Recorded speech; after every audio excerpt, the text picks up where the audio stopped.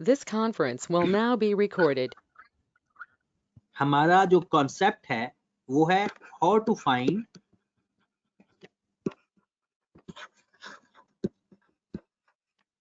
Sample size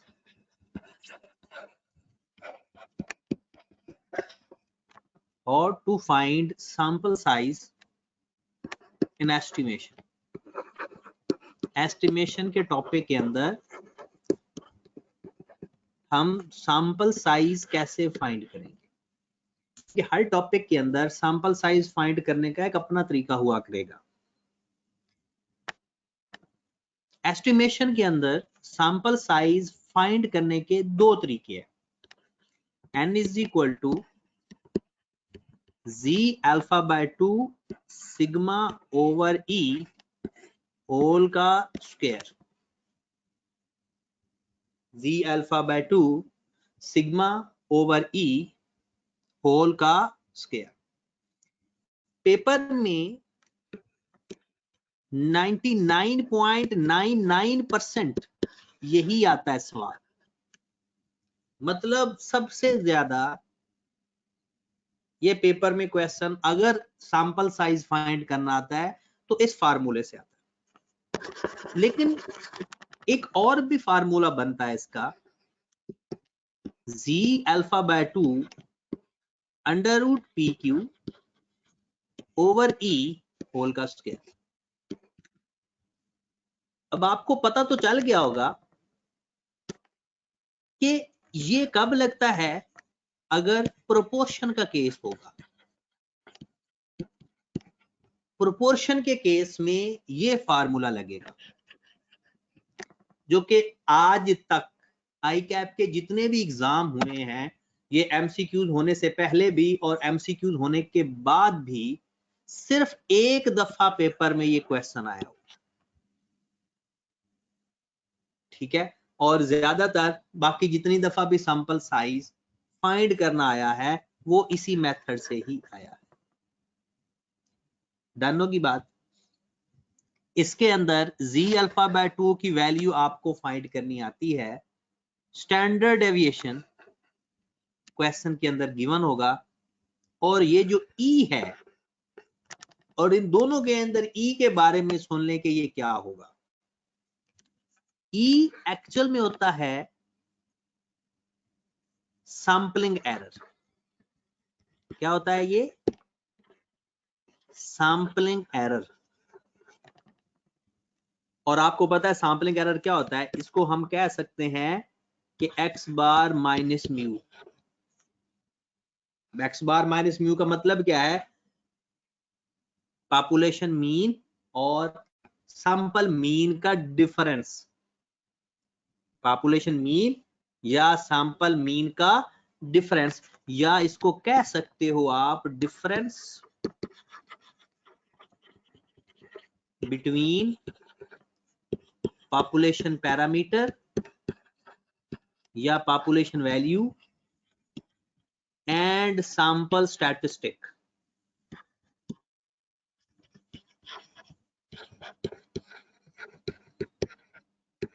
क्योंकि सबसे main बात क्वेश्चन के अंदर ई देखना होता है। ओके होगी बात। कभी कभी वो इसी का नाम कह देता है true value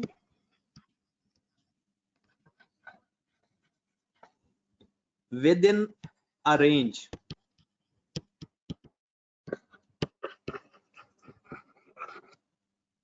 true value with in a range of mean, या विद इन मीन भी कह देता है। यानी वो डिफरेंस जो दो मीन के दरमियान में फॉल कर रहा होता है। ओके होगी बात। तो इस तरह का कोई भी नाम वो इस्तेमाल कर सकता है, कोई भी नाम। और इवन के कभी कभी वो ये भी लिख देता है x bar plus minus 5, suppose that. तो फिर ये जो 5 होगा ये e कहलाएगा, क्योंकि ये रेंज में है ना। x बार प्लस माइनस 5 के 5 का डिफरेंस है, यानी 5 प्लस करोगे 5 माइनस करोगे तो ये जो 5 होगा ये भी आपका e कहलाएगा। दोबारा सुनिएगा जरा कि अगर क्वेश्चन के अंदर वो आपको सैंपलिंग एरर दे दे या डिफरेंस दे दे या डिफरेंस बिटवीन पॉपुलेशन पैरामीटर और सैंपल स्टैटिस्टिक दे दे या true value within mean दे दे या ये सारी चीजें दे दे, तो वो ई की वैल्यू के बारे में बता रहा होगा। किसके बारे में बता रहा होगा? ई के बारे में। ठीक है,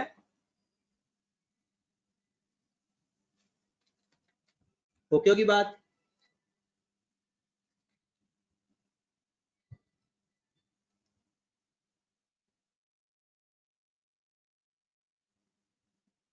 चले जी, मैं सर की कॉल आ रही है, मैं कॉल ले लूं।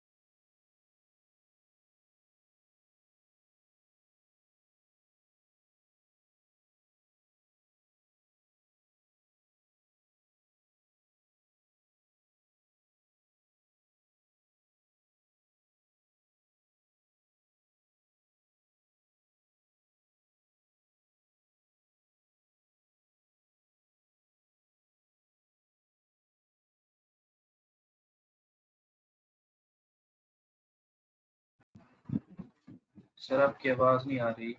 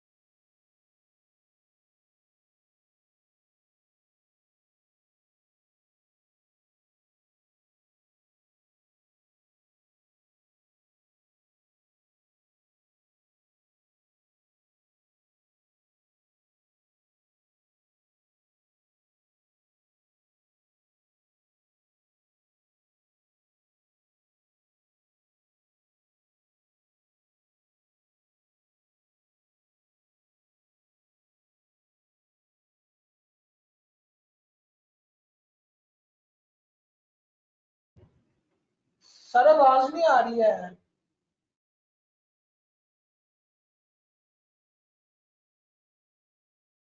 ओ भाई सर खुद चुप है यार।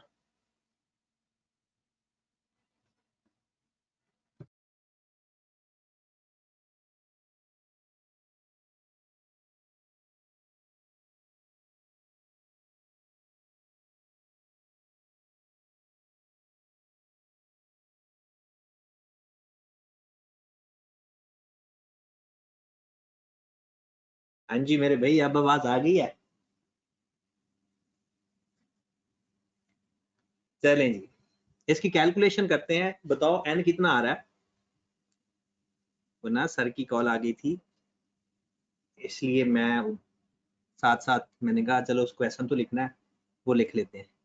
अब देखिए, how many sample size selected from a population whose standard deviation 5.5 with confidence interval 95%, true value within mean is 0.5। तो जनाब 95% पे हमें पता है जी अल्फा बाय 2 होता है 1.96। ये आपको स्टैंडर्ड डेविएशन गिवन है, तो मतलब ये सिग्मा हो गया, और ये true value within mean मतलब हमारा ई हो गया। हमने वैल्यूज पुट की, जी अल्फा बाय 2 की जगह 1.96 रखा और सिग्मा की जगह 5.5 रखा,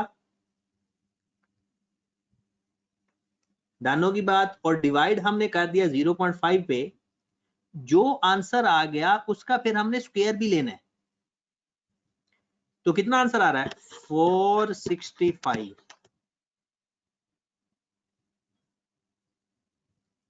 जी मेरे भाई, सबका ये आंसर है या नहीं?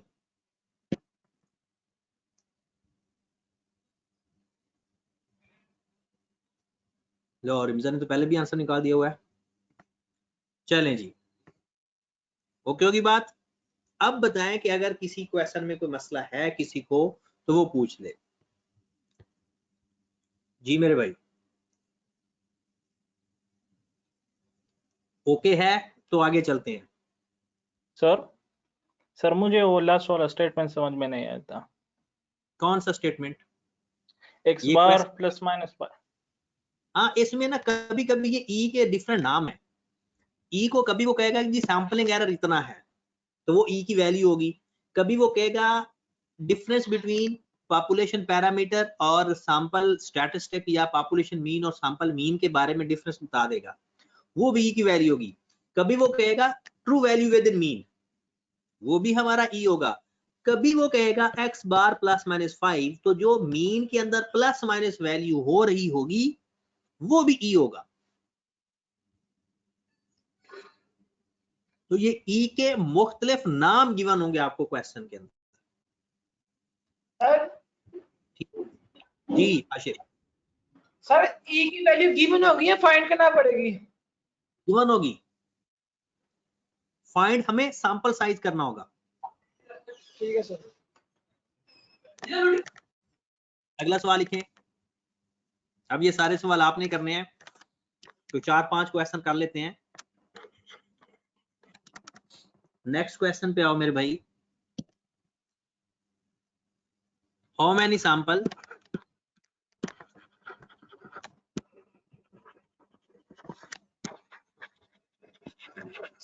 selected from a normal population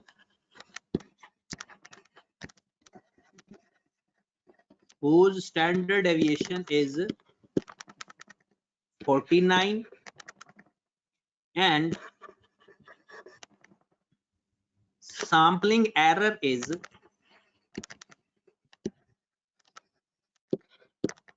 2 with 90% confidence interval। जी मेरे भाई, फाइंड करें जरा, सैंपल साइज फाइंड करके दें।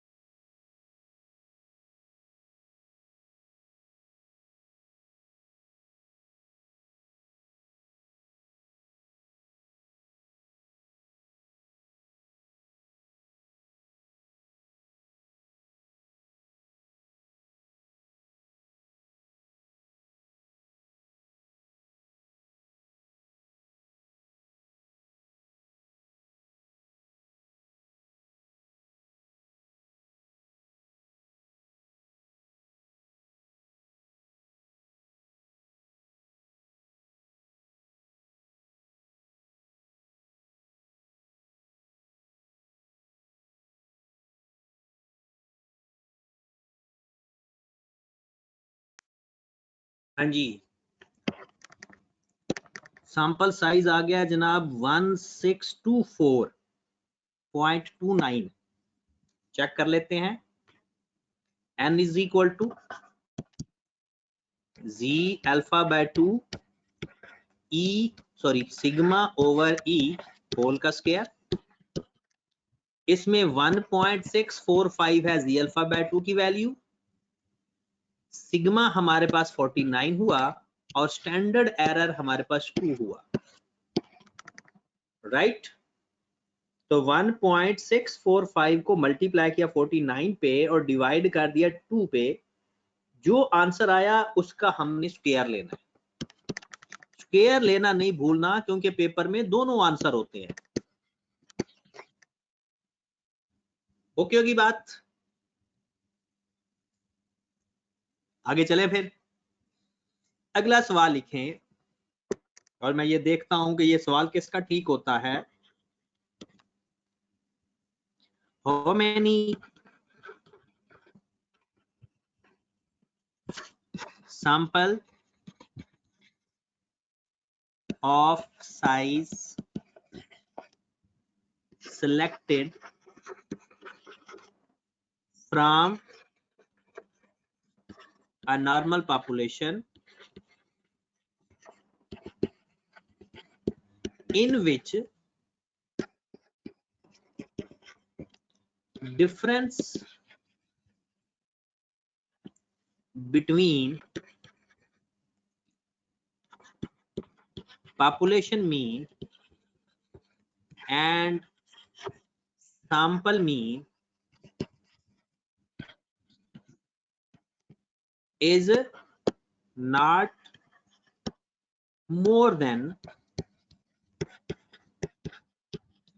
half of the standard deviation.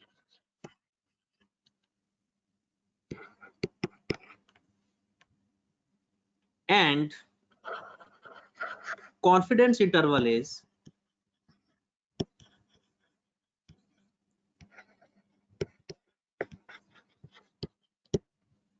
98%। करो जरा ये क्वेश्चन।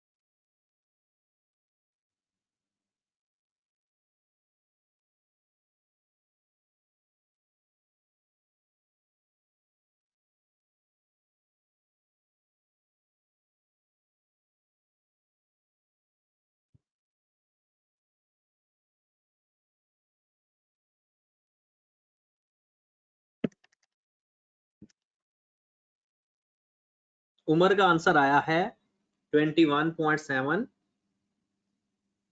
हाशिर का भी यही है, उर्वा का भी यही है।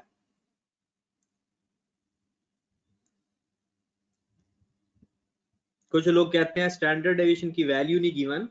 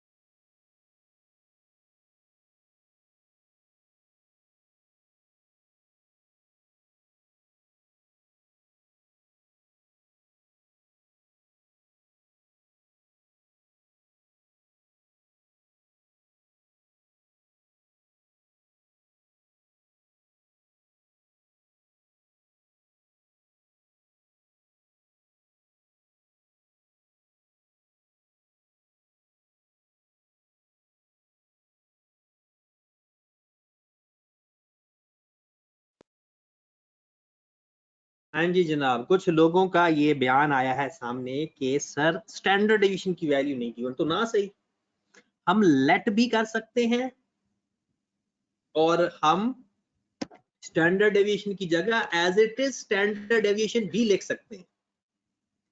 क्वेश्चन पर जरा गौर फरमाएं। कॉन्फिडेंस इंटरवल तो गिवन है 98%। Difference between population mean and sample mean, ये किस बात का जिक्र हो रहा है? इस लाइन से किस बात का जिक्र हो रहा है? Difference between population mean and sample mean, ये लाइन किस बात की तरफ हमें लेकर जा रही है? ई की तरफ। अब वो ई है क्या? कहता है is not more than half of the standard deviation. मतलब अगर स्टैंडर्ड डेविएशन हमारे पास सिग्मा होता है तो फिर ई किसके बराबर होगा? Sigma over 2। अगर आपने सिग्मा 1 लेट कर लिया तो फिर ई होगा 1/2।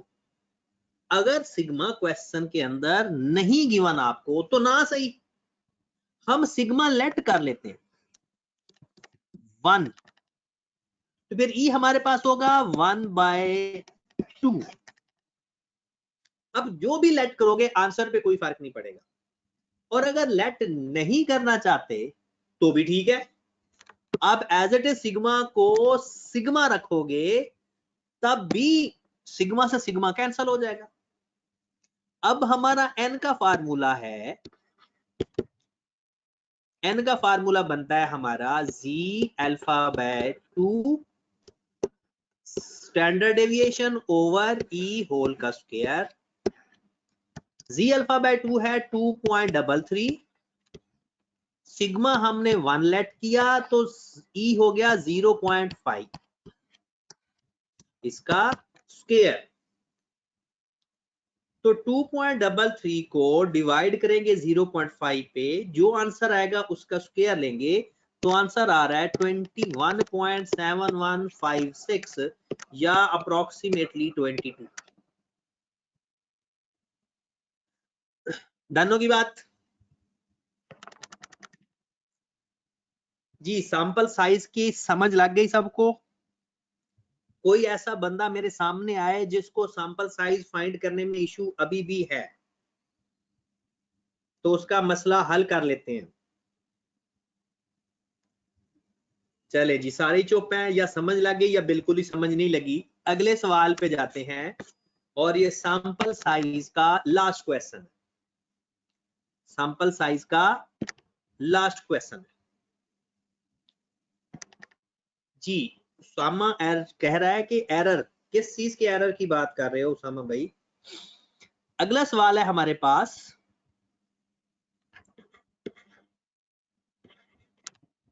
How many samples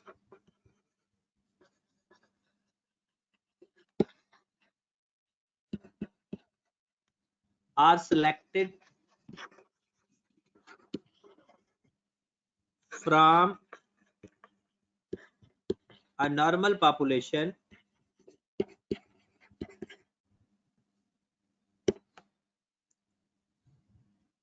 whose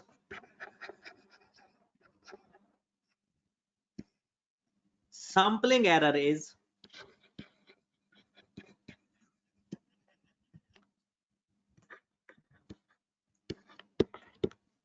0.5% and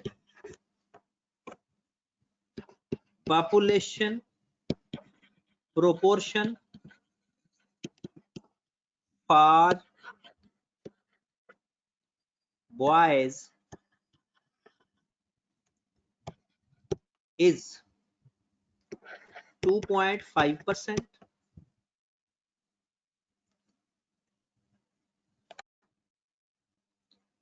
Confidence interval is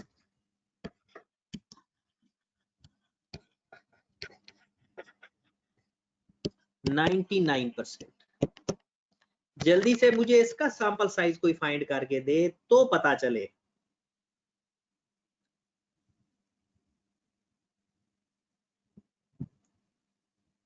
अब देखते हैं आप लोगों के कॉन्सेप्ट की पावर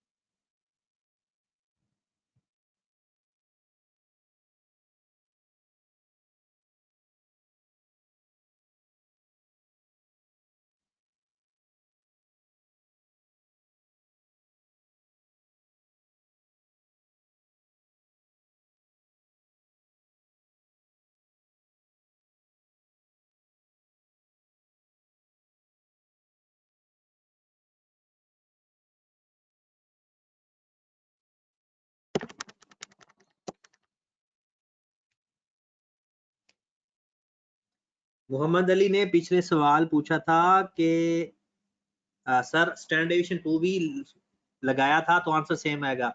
ओ मोहम्मद अली भाई, आप 1000 भी रखेंगे आंसर फिर भी सेम आएगा, क्योंकि लेट किया है ना और उसका हाफ करना है, वो जो हाफ करेंगे वही आंसर आएगा।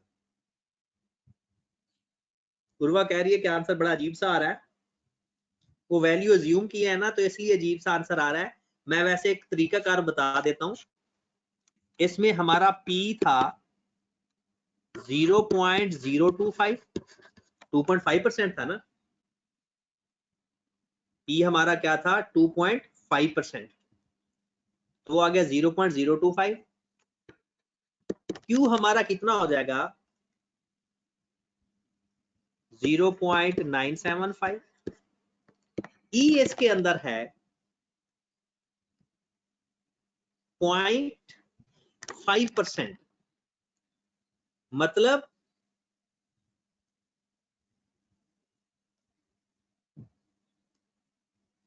0.005, 0.5% है ना,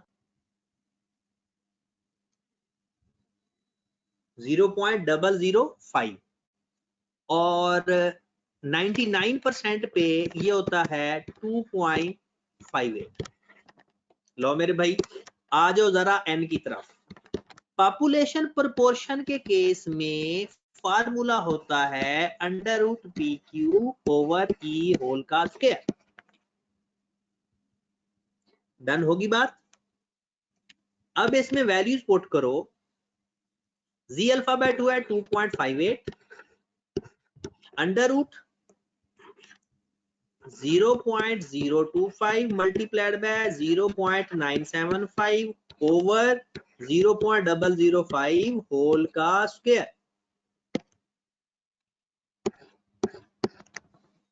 जी जनाब 2.58 multiplied by under root 0.025 multiplied by 0.975 divided by 0.005 और उसका स्क्वायर, तो आंसर कितना आ रहा है 6490। 6490। अपने अपने आंसर चेक करो जरा, कहां पे गलती कर रहे हो। अपना अपना आंसर चेक करो, आप लोग कहां पे गलती कर रहे हो, क्योंकि सबका 2-3 लोगों का आंसर ठीक है। अगर गलती ठीक हो गई है तो फिर आगे चलते हैं।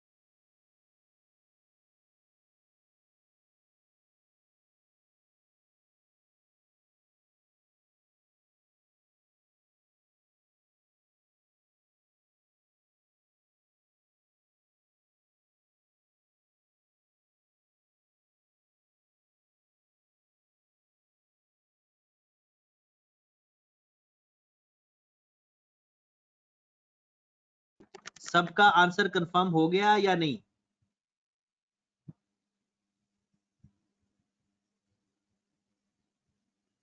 अजीम वकास कहता है ऑनलाइन। अजीम भाई आप दुआ करो कि आपके पेपर क्योंकि जून के आखिरी हफ्ते में हैं, तो हो सकता है कि वो फिजिकल हो जाए। इन केस अगर फिजिकल नहीं होंगे तो मैं प्रॉपर आपकी प्रैक्टिस करवाऊंगा इंशाल्लाह कि किस तरह से आपने ऑनलाइन पेपर सॉल्व करना है क्यूएम का। ठीक है, इसकी परेशानी ना लो, अभी सिर्फ पढ़ते जाओ। ठीक है, तो जनाब हमारा एस्टिमेशन एक तरह से कंप्लीट हो गया। अब आ जाओ थोड़ी सी चंद बातें करते हैं। एक बात होती है जनाब, हमारे पास जो फार्मूला है वो है X bar plus minus Z alpha by 2 sigma over N under. ठीक है, ये मैं एडिशनल बातें करने लगा हूं। अब जरा गौर फरमाएं, इसका नाम क्या होता है? ये क्या चीज है? Standard error. ये पता है सबको? Standard error of mean, standard error of mean. Done? नहीं हारिस भाई, आज डेरिवेटिव वाली क्लास नहीं होगी, कल से इंशाल्लाह हम रेगुलर डेरिवेटिव की क्लास भी लिया करेंगे और बाकी भी क्लासेस होंगी कल से इंशाल्लाह। आज सिर्फ ये, आज भी बड़ी मुश्किल से टाइम निकाला है कि मैंने कहा कि आज लाजमी क्लास लेनी है, जो भी हो जाए। 1 बजे वाली भी क्लास लेनी थी, बस अचानक काम पड़ गया तो 1 बजे वाली क्लास आपकी ऑफ करनी पड़ गई। तो कल से इंशाल्लाह हम रेगुलर अपनी क्लासेस लिया करेंगे। ठीक है, अभी ये चीजें समझिए जरा। स्टैंडर्ड एरर ऑफ मीन, ये अब ना थोड़ी सी पहेलियां आने लगी हैं। इसके अंदर ये सिर्फ जो n है इसे हम कहते हैं सैंपल साइज।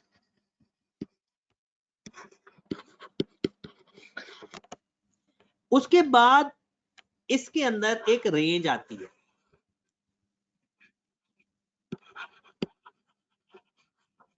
मतलब एक दफा प्लस करते हैं और एक दफा माइनस करते हैं तो एक रेंज आ जाती है। एक दफा प्लस करते हैं और एक दफा माइनस करते हैं तो एक रेंज आ जाती है।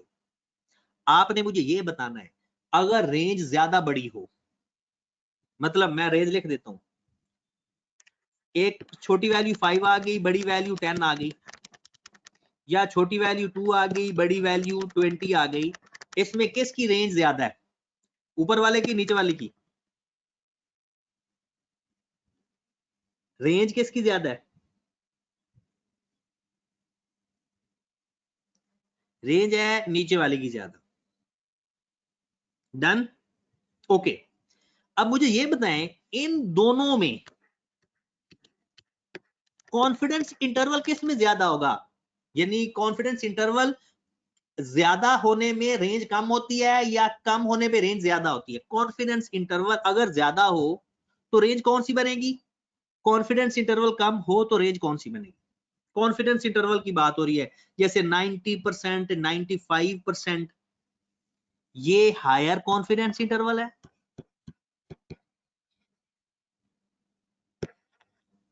हाई कॉन्फिडेंस होता है इसमें, क्योंकि रेंज ज्यादा पे कॉन्फिडेंस भी ज्यादा होता है, और इसमें कॉन्फिडेंस लो लेवल होता है। अब मैं एक चार्ट बनाने लगा हूं, उस चार्ट के ऊपर पेपर में कभी एक नंबर का क्वेश्चन आ सकता है उस चार्ट के हिसाब से। ओके, तो चले जी लिख लें जरा। सबसे पहले लिखें सैंपल साइज,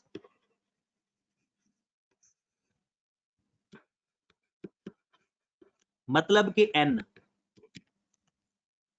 फिर आप लिखें स्टैंडर्ड एरर,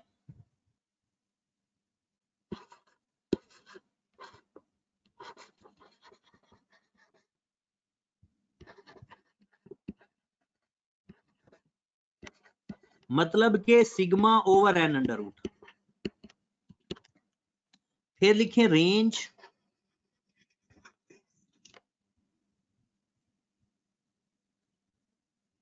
रेंज कब बनती है? प्लस माइनस करने के बाद। और फिर लिखें कॉन्फिडेंस इंटरवल, बल्कि कॉन्फिडेंस ये पहले लिख लें बाद में।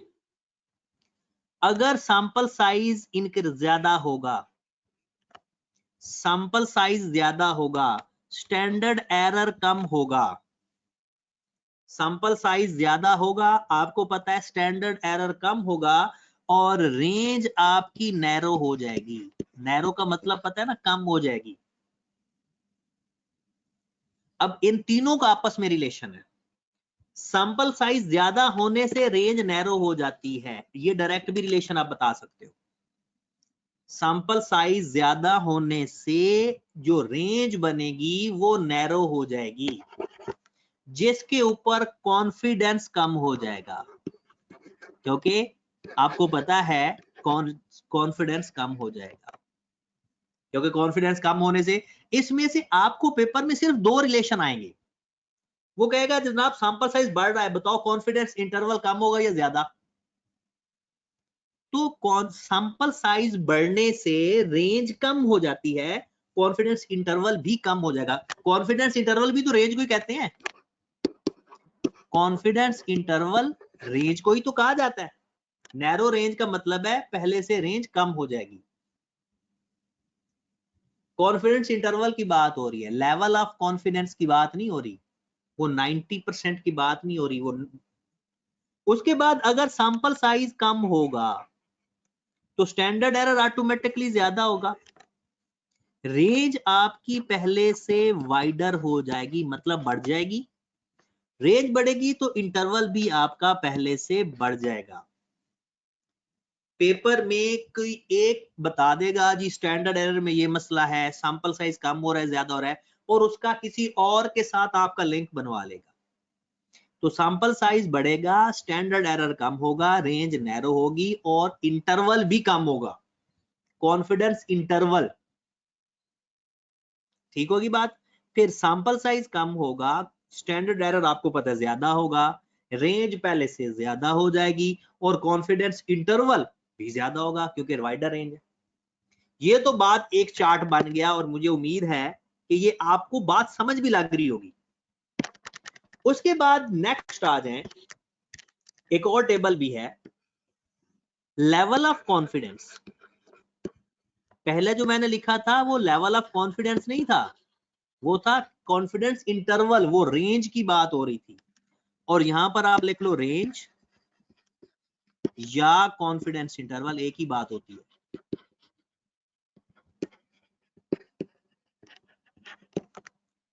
कौन लेवल ऑफ कॉन्फिडेंस बढ़ाओगे, मतलब 90%, 99, जैसे जैसे बढ़ाओगे रेंज आपकी वाइडर होती जाएगी। जितना ज्यादा कॉन्फिडेंस लेवल बढ़ाओगे वाइडर रेंज हो जाएगी। लेवल ऑफ कॉन्फिडेंस कम तो रेंज आपकी नैरो हो जाएगी। इनका ये अलग रिलेशन है, ऊपर वाले को इसके साथ मिक्स नहीं करना। मतलब यहां पर 99% है, और यहां पर अगर हम कम करेंगे तो रेंज नैरो हो जाएगी, ज्यादा कॉन्फिडेंस लेवल होगा तो वाइडर रेंज हो जाएगी। बात क्लियर हुई? चले मेरे भाई, तो कल एक छोटा सा लेक्चर आपको होगा इसके ऊपर 5 मिनट का, और उसके बाद हम इंशाल्लाह टेस्टिंग ऑफ हाइपोथेसिस पे चले जाएंगे। ठीक है मेरे भाई, चलें जनाब, ओके, अपना ख्याल रखिएगा, अल्लाह हाफिज।